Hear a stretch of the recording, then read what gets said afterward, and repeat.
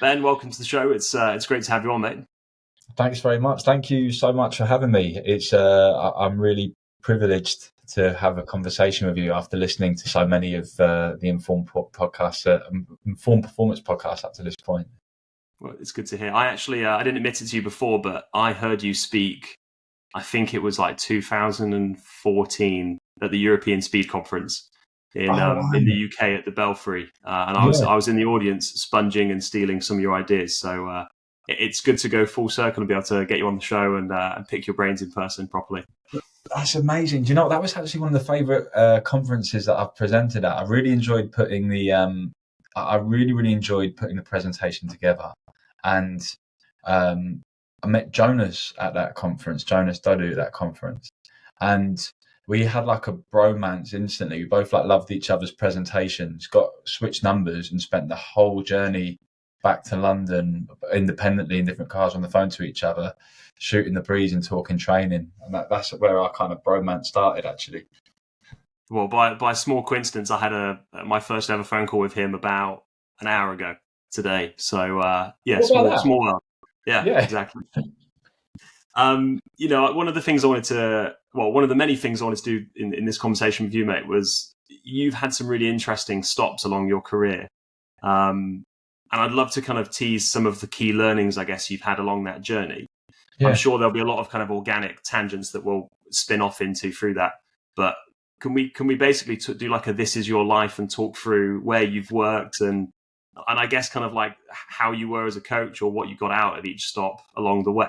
And we'll just riff off however random this becomes. Random sounds good to me. I feel more comfortable in chaos than any other situation. So if we can start at the start, if you like. Perfect.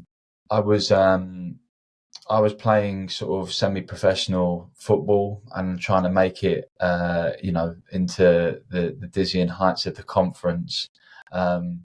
And, I was a sort of an academy player, so it was in Premier League clubs and things like that, but couldn't quite get the step up. And I realised around that, and at the same time, I was personal training at LA Fitness. So what that would have been in like 2002, or I don't know, some time around there. Earlier, actually, 2000 to 2002. So I guess my coaching journey really started as someone who was trying to understand more about my own physical preparation, and then also like learning from some amazing personal trainers and fitness instructors at this gym who were just hustling every day trying to get clients. And I'll tell you what, there's a story about that really stuck with me. There was two trainers who I was really close friends with. Like one of them was, I won't say any names, but he was a genius. He had studied everything, pull check, all the NSCM stuff, like absolute genius. He had like two clients. And then there was another guy who was a really solid coach, but he was, beautiful, handsome, and really charismatic. And his books were completely jammed. And so I suppose what I learned there is the balance between sort of really critical thinking and trying to get a deep understanding of your craft, but also learning from him and how to sell, how to really, really listen to people and make sure that the service you're delivering is kind of connected with their needs. And I think that's really stuck with me up until this point in my career, I guess. I had a really similar experience, actually. I started as a personal trainer, and some of the trainers that I worked with rarely opened up their books or went on weekend courses, if I was very blunt about them, but fantastic personalities and could walk the gym floor and scoop up clients on a daily basis quite easily. And then there was other trainers who were similar titles, reading Paul Chek and Carlos Santana, I think was one of the other throwbacks, and opposite experience. They'd have like two clients, but be great trainers technically. So I think I probably saw a similar balance. Yeah, and I think that whole thing of, but I think, that sales piece, or that really what it is about understanding the people that you're trying to work with and trying to see how you can, the skills, experiences that you've got, or maybe that you don't have, can support them. So even, now, or as I've gone into more leadership roles, it's more about how can you find the skills that that particular group requires and bring that in to support them. Yeah. So I guess that was a really important learning thing. And when I went to um, UWIC, as it was then, which is Cardiff Met University, um, there was one S&C coach there working with the rugby team, and he was a really excellent coach, but they didn't have the resource to support any of the other athletes. And I was living with some tennis players and became friendly with the tennis coach. And I said, I'm an S&C coach. I'd like to be an S&C coach because that's what I was playing football. I could have carried on doing that route, but I chose to go to university a little bit later to kind of to study to become an S&C coach and learn my craft. And I just started to coach immediately the tennis team, then track and field guys. And, I guess there's another kind of poignant experience because one, trying to get university athletes who've never done S&C before, never know what it is or even how it can add value to their game. The only gym slots we could get on were like 7:30 on a Thursday morning. And if you've been to university in the UK, you'll know what happens on a Wednesday night. Wednesday sports day, so everyone's out to sort of 3 or 4 in the morning on Wednesday night. So trying to get the athletes in on Thursday morning after you've been out as well is tricky business. So it was, trying to again understand their needs, understand what the coach was trying to do with them, and how we could complement and support each other. So that was really formative experience, I guess, because there was no one else doing it, so it gave me the space to jump in. And maybe if I was at a bigger university, or even now, I wouldn't have had the opportunity to do stuff like that. So then I got the opportunity to go, and I thought this was the best deal in the world. There was a student exchange program with Long Beach State University, which is in California. And so, it was, again, during like the kind of winter period as well in the UK. And there was this like, well, do you want to go over and study in California for 6 months? And 3 or 4 people from California can come and study in Wales. So I was like, that seems like the worst deal in the world for for someone. I'll absolutely bite your hand off. So I went over there and again built up a relationship with John Garhammer, Eric Burkhart, who were real thought leaders around weightlifting and S&C at that period of time. And I had the opportunity to assist on their coaching programs with volleyball, men's men's women's basketball, baseball, softball, track and field. So the baseball team would start training at 6 a.m. and they would all be, in 5 rows of 5 doing star jumps, all moving at the same time. And it was like so regimented and so different to the experience I'd had playing in professional football teams and working with, athletes in the UK. It couldn't have been more different. And they were all on this really structured weightlifting program. So I learned how to coach Olympic weightlifting. I had a really fun time out there coaching, playing football, boxing, and then came back with just a ton of, and I did the most amazing course there, which was called the Psychology of Coaching. It was like on a Thursday evening for 3 hours, and this guy would just come in and give us books on Buddhist philosophy and ask how it connected with coaching, and it was just fantastic.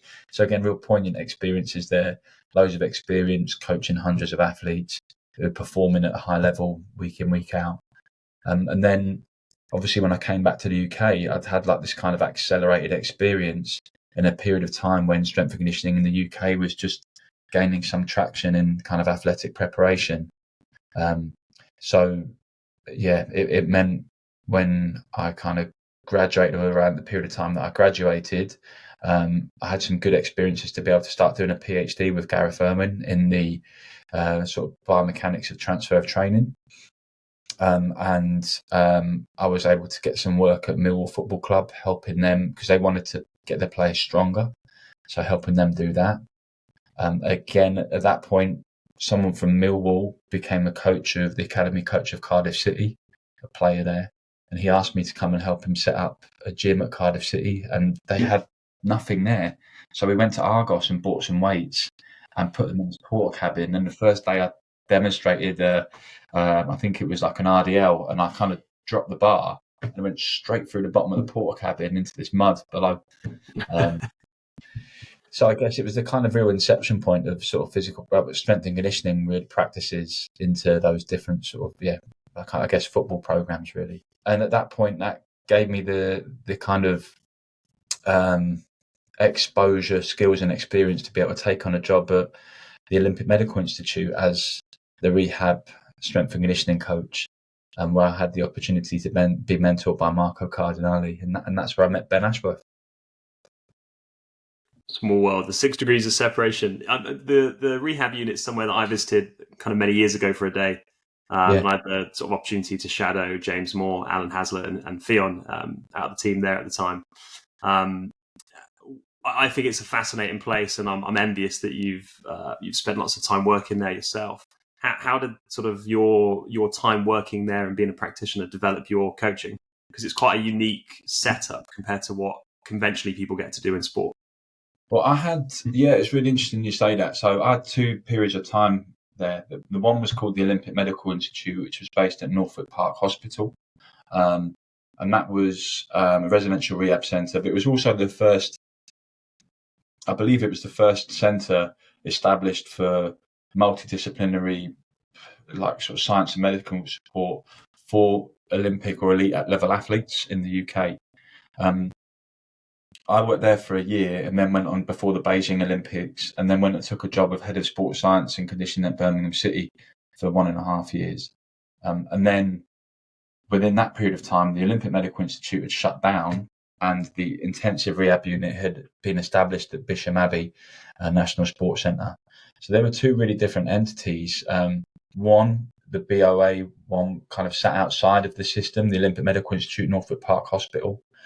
So we tended to see a lot more winter sport athletes, and we really saw athletes who weren't getting much support at that period of time, or ones that were referred in because they felt that we had a real kind of level of expertise and had a residential centre which the kind of athletes thought would be valuable. I met a lot of judo, bobslayers and judo fighters there who have retained strong coaching relationships ever since. The intensive rehab unit was set up as a collaboration and meant to be kind of integrated within the English Institute of Sport at the time.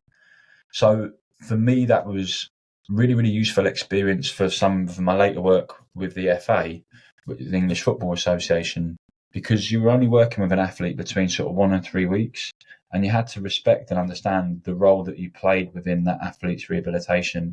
You could gain a lot of information, provide them with a lot of information and insight into their injury and their stage and where they're up to.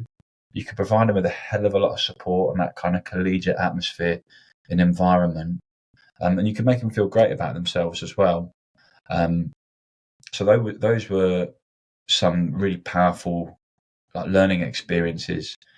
Also, that truly interdisciplinary model of, it doesn't matter whether you're the physio, the nutritionist, the physiologist, the S&C coach, the doctor, the psychologist. Everyone is an equal stakeholder within that particular individual's rehabilitation and has got a really important role to play within it. And I think those are experiences that I think traditionally rehabilitation is kind of led by the physio, or diagnostics decisions led by the doctor, performance training led by the S&C, and the overall program led by the coach.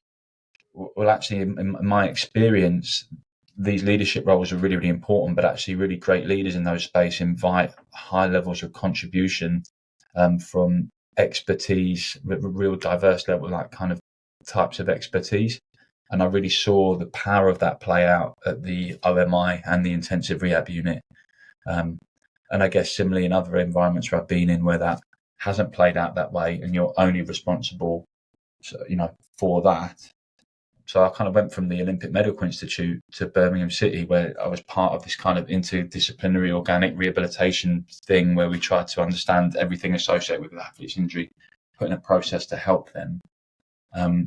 To when I went to Birmingham City, the first thing the physio said to me is, when they're injured, they're with me. When they're fit, they're with you. And I'll tell you when they're fit and then you can work with them, which was kind of so in such contrast to how I'd worked. It didn't make it wrong, or there wasn't anything wrong with that, but it was just so alien to me. which made it a real challenge for me. Beyond kind of like, I guess, like the logistics of how a team functions collaborating on rehab or performance, did it change much for you technically in terms of how you coached or your technical sort of understanding of physical development and robustness from being in that incredibly collaborative setup? Yeah, well, I think I was lucky enough to work with Ben and another physio called Paul Thorley and Greg Retter at that period of time, and their level of functional anatomy was incredible. So I had like a accelerated internship in kind of understanding functional anatomy at a period of time when I was studying a PhD in biomechanics and motor learning.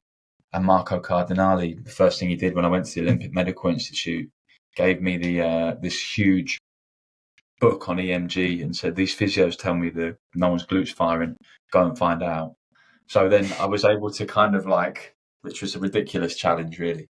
But it was, I kind of had the opportunity to then put all these things together, sort of understanding of functional anatomy, understanding of principles of mechanics, neuromuscular system, to develop my kind of knowledge and insight into principles of exercise selection and training prescription.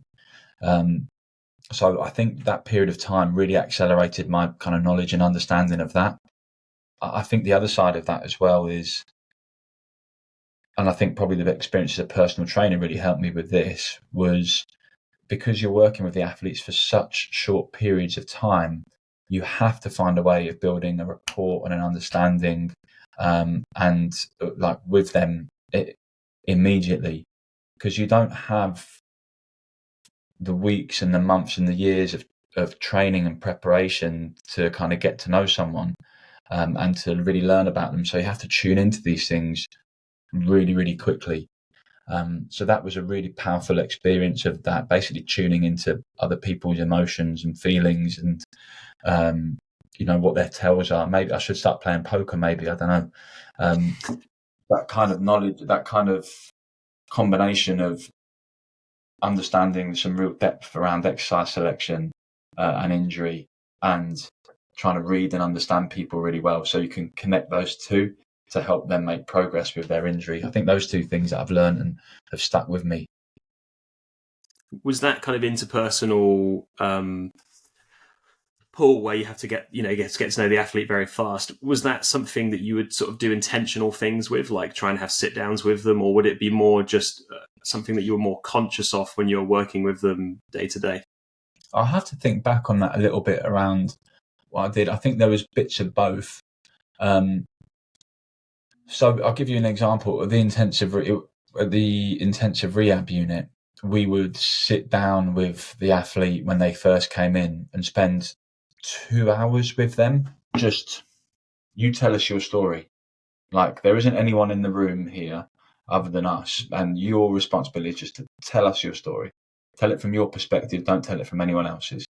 And we would have the opportunity to ask questions, to listen, to demonstrate the show. And then we would do a joint physio and S&C assessment. I'd go off and do some testing, maybe with EMG, with force plates, watch them move, analyze footage of them in competition, and build this really complete picture. And I guess that's really similar to what I do now at 292 Performance. What we do at 292 Performance is we just spend a hell of a lot of time asking questions and listening and making sure we understand what's really, really important to the athlete, to their support team, and getting as much detail as possible. And then trying to identify, we had this brilliant problem-solving approach, which was developed by a guy called Dr Ian McCurdy, who was in the military at that period of time. I think he was a CMO of the British Olympic Association. And he developed this approach, which is called the problem-solving approach, which essentially we will take all this information and what we will do is say, we think these are all the problems or all the kind of limitations or handbrakes on your rehab at this particular point in time. And then from that, we can then prioritize it, and we can say, well, these 2 or 3 things here, if you don't get these ones done now, then it's really going to limit you later on. We can then put measurement tools in place and say, this is how we know when it's done. We can identify how we're going to do it as a team, and ultimately who's accountable for it, who's responsible for it as well.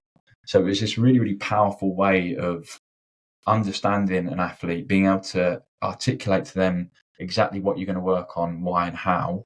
And then as from a team perspective, how we were then going to go about crafting an experience or a training rehab system or program for them to help them make progress. So I guess that was maybe a more formal way of doing it. I think, as I've become, and the environment was set up for that. I think some of my later roles with, say, with the England football team, for example, you don't have as many of those kind of formal opportunities to do that. So a lot of it is setting up a training environment and then watching and observing and just seeing how the players or the athletes are interacting with that training environment that you've put in place. And then using that as kind of those behaviours rather than conversations as a way of understanding what's important to them. So kind of almost like intentionally more observant and hands-off at times when you can be. Is that kind of what you're saying? Yeah. So we did some work with Doug Lemov, who's got this amazing book. I don't know if you're familiar with it, which is the Coach's Guide to Teaching. Have you seen it? Or no, but I'll be shopping for it afterwards, I'm sure. It's such a great book, and one of the things it's almost like an observational checklist. Like if you're trying to make a specific change or have a specific learning experience or outcome from an individual, which is really what all of our kind of training sessions are, then you should be consciously seeking that behavior. So if I've put a training session in place and I want an athlete to engage in it in a particular way, like let's say it's a real simple one, we're all going to do, as part of the session, we're all going to do lunging, there's some bunch of lunges in there. And the things I'm really looking for is, okay, one, is everyone doing it? Is there some level of intent, of effort and kind of weight going up around it? Two, are they lunging onto a flat foot and going for full range of motion? Let's take those two kind of things alone. And you have all your players' name in the squad. There might be 25 players in the squad. And you have those two things next to it. You can go around the session and just, as soon as everyone knows what they're doing, you can just watch. And you can observe and see, okay, did anyone miss a set? Does anyone that, dropping smoke bombs, like look like they're doing one thing, but really just chatting with other people and then leaving? Or, if you're trying to get consistency in a training environment, are people going through the motions or lifting intensity? And then similarly, like, what's their technique like? So you can check it off and then give yourself some real good, I guess, ammunition to be able to make a decision on what next to do with that athlete's journey as well.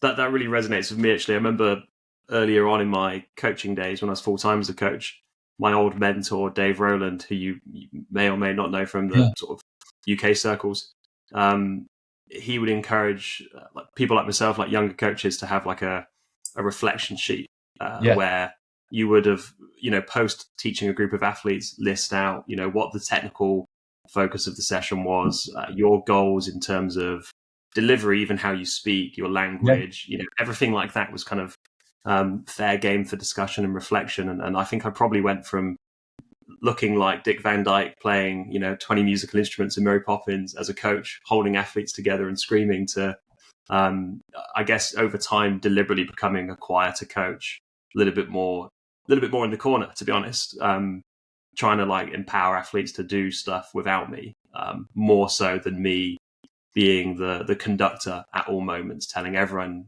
on a micro level what they should be doing. So we did some work on this with James Hairsign and Chris Black at the FA. We recognised that the periods of time, the amount of time we had with the athletes was really, really limited.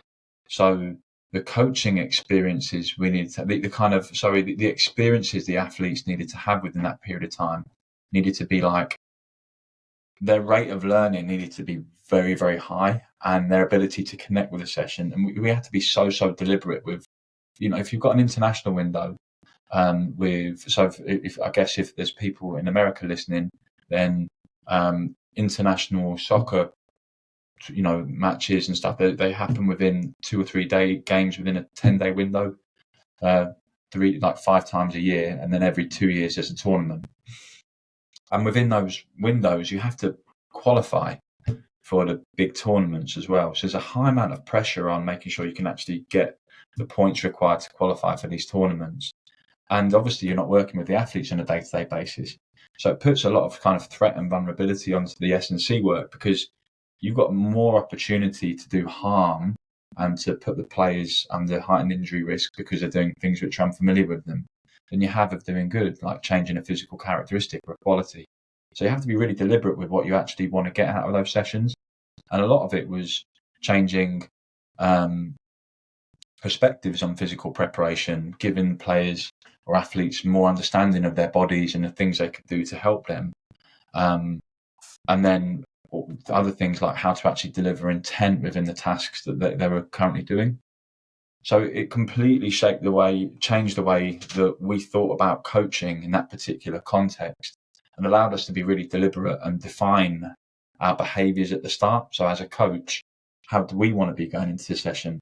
What are the things that the athletes require stepping in? So, I took in, logistics, equipment, time of day, time of season, blah, blah, blah, all that type of stuff. And then going, okay, well, what do we want the actual outcome from this session to be, and for who? Do we want the energy to be high? Do we want it to be low? Do we want them to be learning, or do we want them to be getting an adaptive stimulus? Do we want it to be really, really competitive, or do we want it to give them the opportunity to try things out? Do you want their players to have high levels of autonomy and reflection, or do we want to be really prescriptive and tell them what? So these are all the kind of environmental shifts in the coaching behaviours that you have as an individual coach are all up for grabs on every single session. And being really deliberate about how you want to be and how you want the session to be is absolutely going to shape the experience the athlete has, and as a consequence, their learning experience as well. So yeah, I guess long-winded way of saying that it was a really, we became, and I've become really, really deliberate about that. Because I recognise the impact and the value it can have on the athlete's experience and therefore what they're learning. And I suppose in some way you'd probably have to periodize, just to use jargon, your session focus depending on time of year. Because I'm guessing if it's World Cup time, that might not be the best time to be learning versus windows in the year. So I think you've actually used, in my mind, you've actually used the right word. So we kind of periodise for World Cup preparation, for example, European Champs preparation. We periodised, we used a microdosing approach to manage volume. And the reason for that is, not microdose in my mind doesn't mean a small dose.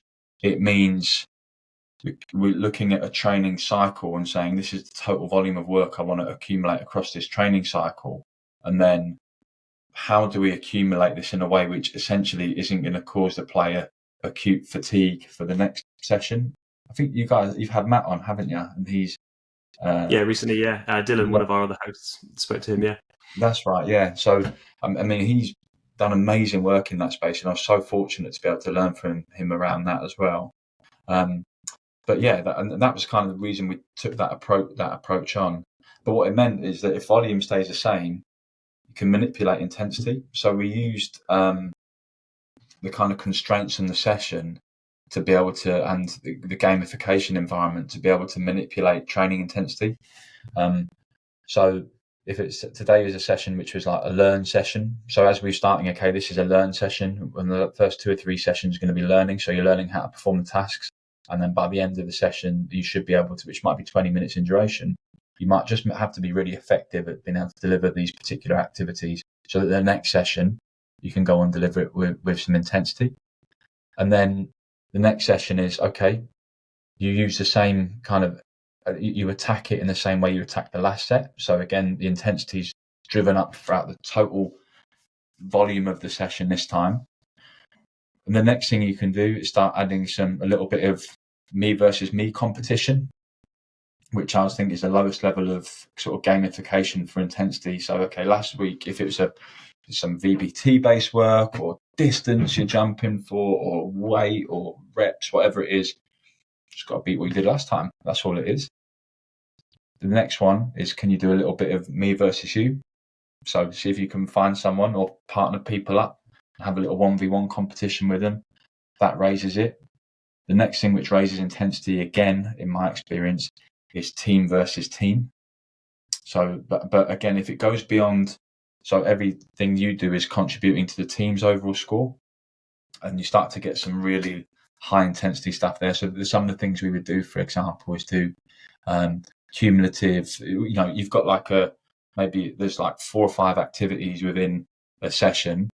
3 or 4 are just maybe some hamstring bridges, some Copenhagen's, some calf work, just some general preparation stuff. And then there's a jump squat competition, and you take the accumulation, like the total score for each team. Whoever has the highest score wins a point. And then when we go outside and we do 2 different races, one of them might be 2 races, like an out and back over 10 meters. But each time you win, you get a point for your team. So suddenly you can see like the intensity of the session that's just creeping up, and everyone's really getting after it. So that the final kind of the most intense way that you can generate a training environment, so you want the highest intensity in it, is 1v1 in a team v team competition. So what you've got to do is go find another individual within the opposition team and compete against them in a particular task. And then if you win, you get a point for your team. And like the environment is incredible. Like the atmosphere and the energy is amazing. The intensity that the players are performing. By the way, the only thing you're responsible for doing as a coach is making sure that you put the particular constraints on those exercises and tasks to make sure you get the adaptive responses you want as well. Yeah. So the intensity of the atmosphere, it feels absolutely amazing. And you might do that, say, 2 days out before a game. So they're very, very high intensity. And then the next day before a game, or maybe the day after a game, you bring it all the way back down to, okay, this is a consolidate session. All you've got to do on this one here, really similar tasks or activities, just get the reps done with high quality. I love how you've kind of structured that. And I think for me, when you gamify training in that way, you can kind of deleverage the intensity that you want to get and the output from the athletes, from the kind of, I don't know how to phrase it, but like the sort of psychological request of getting an athlete to work really hard. If you gamify it, it's a much more subtle way to get that output in a productive way than if you ask an athlete to work incredibly hard at that same level without the gamification. Does that make sense? Yeah, and it's important to consider as well that intensity is, maximal intensity. Should we really be asking our athletes to be able to work at maximal intensity on every single session for every single task?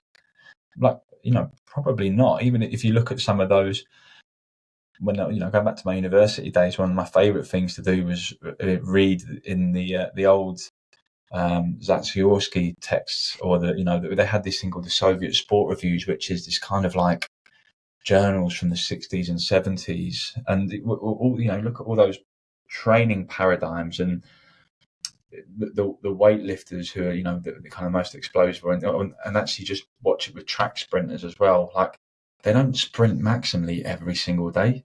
Might maybe do it once a week, maybe twice a week at an absolute maximum, because the cost on their body, right? So intensity is a very, very bright flame that burns it burns very, very bright, and the more intensity you're capable of delivering, the more it's going to take out of you as well. So I think those, and also from an emotional perspective, it kind of loses its edge if you're doing it every single day. So you kind of need to crescendo into these moments and then come down, and crescendo into these moments and come down. But as long as the consistency of work is in place and above a critical minimum of intensity, then you get an adaptive response eventually, right? A lot of what we've been talking about has been, I guess, quite focused on sort of intentional coaching, just to be really broad on it. Obviously, you reflect on a session and a block of training and things like that, but do you have a kind of structured way about how you reflect or how you evaluate whether a session met your aims for the player, for the coaching style, whatever the sort of variables you're focused on are? Yeah. So I guess it's different whether I'm coaching on my own or I'm working with a team of coaches as well. But I'm not actually. I guess the process is the same, but there's just different people involved with it. I go into each session with complete clarity on obviously the session content, where it fits within the training cycle, and then also how I spend a lot of time designing the environment. So the competition structure, the kind of structural pieces of the session. So almost more like a technical coach would do, like how they design the flow of a football, a rugby, a judo, a boxing session, thinking about how the flow of the session is going to work and how people are going to interact with the environment and the tasks as well. So I'll be really deliberate around that based on the stuff that we've spoken about. Then I'll also be really deliberate about how I want to be, and seek the opinion and guidance of all the other people that will be coaching there, and make sure that everyone's got complete clarity on their role and how they're going to be within it as well. And then always after every single session, debrief. So there's complete clarity going into the session, whether that's just me or whether that's the team that are kind of delivering with me. They will have the opportunity to contribute to that, but everyone has complete clarity on what they're responsible for, and then what the structure, the flow, the outcomes, etc. of the session are as well. And then we always debrief afterwards, but against those same things. So we tried to achieve this today. Was this the right thing to do? We tried to deliver in this particular way. Did that achieve this outcome? And what do we need to do differently next time to achieve that outcome? Our coaching behaviours, and then who did and didn't work for. So it was anyone that it didn't work for versus ones that did. And again, our particular coaching behaviours that we said that we would commit to doing, did we do that, and what do we need to do differently to achieve that outcome? And that's the process that I go through personally, and the process that I take a team of coaches through if we're delivering as a group. Yeah. No, thanks for your transparency on that. I think like reflection, communication, whenever I speak to practitioners, I think everyone credits they're important, but it can be real hit or miss when you ask somebody, what's your system or structure for that? Because everyone kind of credits our communication's important, or reflecting on a session's important. But I really appreciate it when people like yourself have a very thought out framework that you actually apply to doing that yourself, rather than just being kind of an agreeable term that we all know is important, but we don't necessarily have a system or structure for. It's not complicated though, is it? Like what you're trying to achieve, how you're going to do it, and then start back with, and then making sure there's logic and there's an obvious connection between those things, and make sure that everyone in the team has got the opportunity to contribute to both of those things. Yeah. And then come back afterwards and say, we tried to achieve this, did we or didn't we? And this is how we agreed we'd behave, or we'd set it up to do it. And then have an opportunity, and then what have we learned for the next time we want to do it? But for me, it's completely critical. Like there's no, and I don't know, maybe you need to ask other coaches that have worked with me or that I've worked with about whether it's effective or not. But for me, I always learn so much from doing it, and it's kind of mission critical. Yeah. To kind of take a bit of a change in topics, can you, you've had obviously these really interesting stops in sport along the way. What are you doing now with 292 Performance, and I guess like what is it, how are you doing it, why are you doing it? Give us the sort of the overview of what it is and why. Yeah, so I set up 292 Performance probably as, I guess, a culmination of all of my experiences.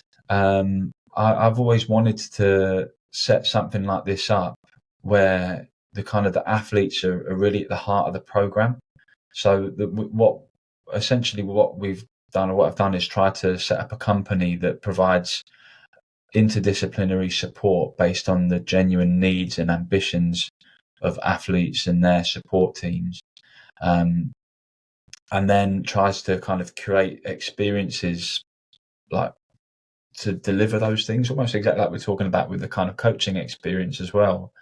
I've been so fortunate in my career to work with just some amazing people, and I wanted to make sure that athletes that I'll take it back a step, like athletes who've decided that they want to take complete ownership of their preparation for performance, I've got huge amounts of respect for. So if an athlete turns around and said, either I'm not happy with how I am delivering my job, my role, I'm not happy with how I'm performing, or I want to learn more about this or develop in this particular area, I think that requires courage to do that initially.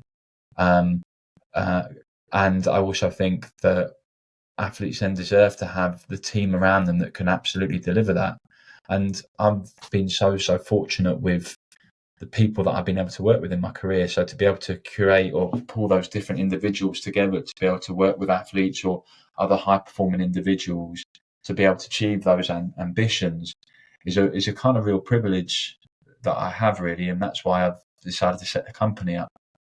Similarly, like having worked in lots of different team and individual based environments, I also recognize and understand how challenging it is to be able to provide real high level of depth of information and quality around lots of different people to lots of different problems.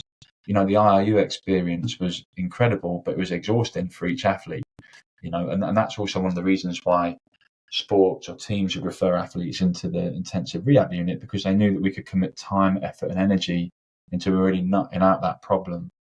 So again, what I've tried to set up is these kind of profiling and programming systems that allow us to get into an exceptional level of depth about understanding the kind of the kind of reasons why an athlete might not be performing the way they want to, or their real strengths that they need to lean into to keep making themselves better and better, and then kind of lean into that. I think the final one with this as well is that I understand, again, having worked on the other side of the fence, I understand the fact that there's probably conflict associated with this as well. And from my perspective, a really strong company value that I have and personal value that I have is this is a collaborative approach. So one of the things we don't do is work in isolation, and we don't post everything that we do on social media. We respect the discretion. We're a discreet service, and we respect the kind of the stories and the journeys that their athletes are on and their support teams are on. And it's up to them how they share their stories. Whereas what we want to do is showcase how we work and the work that we do, rather than necessarily who we're working with. And then equally, the way that athletes perform is completely down to them, but is a consequence of all the support that kind of goes on around them. And we've probably got as a support teams, we probably have much bigger opportunity to cause disruption to an athlete's performance than we have to actually enhance it. So I don't want my company to, or the services that we provide to disrupt something that we're trying to help make better. So how we communicate with the clubs and the other organisations that we interact with for that athlete's performance is completely critical and a really important part of the service we deliver. Will you be kind of doing any of the S&C, like physical prep yourself, or are you kind of more orchestrating as almost like a performance director for the individuals? Yeah, it's both. It's both, really. I think we've got a team of coaches that are working with us now, which is really, really cool, and making me pull my finger out my arse to actually commit the systems that we've got down to paper, which we've got an event on November the 17th in London at Red Bull headquarters in central London, which we're really, really proud to be able to showcase the systems that we've got and the partners that we work with, and the kind of the people that we have to be able to help our systems. And something that's really important to me is that there's no kind of secrets. Like, what I want to be able to do is develop really, really great systems that support that is based on all the experiences that I've had working with amazing people, and turn that into a really robust system that helps athletes get better, and then be able to share that with anyone who's interested and wants to learn from it. Because ultimately, the only thing that happens is the consequence of sharing it, that it gets better because it's open to challenge from lots and lots of people, and it then gets delivered hopefully by more and more people, which then means that athletes continue to get better and better. So November the 17th, we're going to be showcasing that. In answer to the actual question you asked was, but I want to coach a limited number of athletes. So I personally won't coach more than 3 to 5 athletes, but have a team that coaches and does remote support for a wider variety of athletes and individuals, because I want to make sure that I can commit the time and energy to that. But we've got systems and amazing coaches that we work with that can cater for a lot more. Very cool. And I know you're not super active on social media personally, but where can people follow you and find you to kind of see what you're up to? I'm doing my best. That wasn't meant as a criticism. No. It's funny actually. So I've got a business development manager called Shona McCallan, who's a hockey player that I used to coach. So she's in the company. She's been the most amazing asset that I've actually brought into the company, because she's managing a lot of these things to help the business grow and to become more sustainable. So she's on me on that. And we're on 292performance.com. I've got a Twitter handle which is rosenblatt.ben. There's Instagram which is Ben_Rosenblatt, and then all the Twitter, Instagram, and LinkedIn is 292performance. So Cool. Feel free to go and have the website and have a look at the event and see what you. And I'd love some feedback around whether this is resonating with our community, and what we can do better really as well. Cool. Well, mate, it's been from a selfish perspective, it's been great to hear you speak in 2014, and then nearly 10 years later get the opportunity to pick your brains in a one-on-one conversation. And I've no doubt the listeners will have tagged along and learned a lot along this conversation too, because I certainly have. That was a cool conference, wasn't it? That was a really good conference. There was some big hitters there as well. That was brilliant. So look, I can't thank you enough, and to Ben Ashworth as well for inviting me along and giving me the opportunity to indulge in my personal history. And I really hope that there's some things that we've discussed today that resonates with our community. And I'd love to hear what everybody, what feedback people have, and what they want to learn more about as well. Perfect. Thank you, mate. Thank you.